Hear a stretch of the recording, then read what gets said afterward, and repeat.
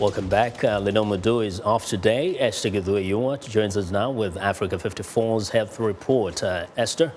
Yes, a new generation of artificial legs allows people who use them to walk as easily as anyone else. One of these new prosthetics can even let the wearer feel the ground below.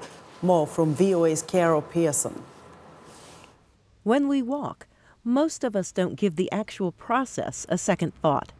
Tiny electrical signals contract the leg muscles to help the joints move. All of it is controlled by our brains. Researchers have been working on developing artificial legs that mimic natural leg movement. This one allows me the opportunity to flow down the stairs and not really think about the process of what the next step is. Terry Karpowicz is testing this robotic leg at the Rehabilitation Institute of Chicago. I'm ready to rock.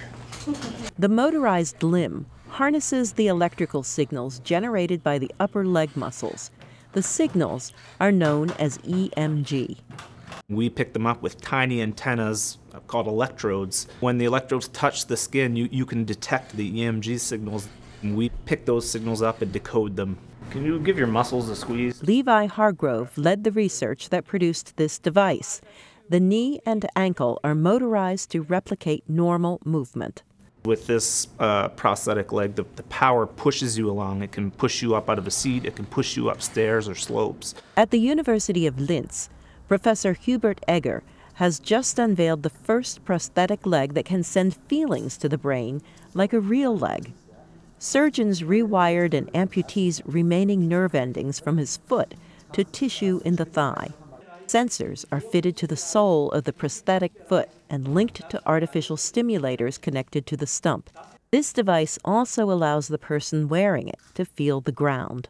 Wolfgang Ranger says with this artificial leg, he can tell what kind of surface he's walking on, and in winter, he no longer slips on ice.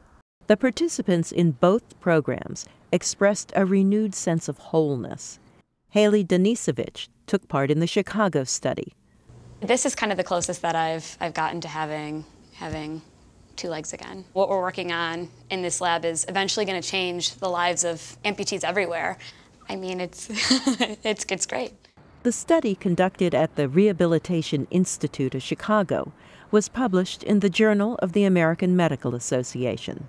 In Austria, Professor Egger is trying to find a way to reduce the cost of his prosthesis to help people in developing countries.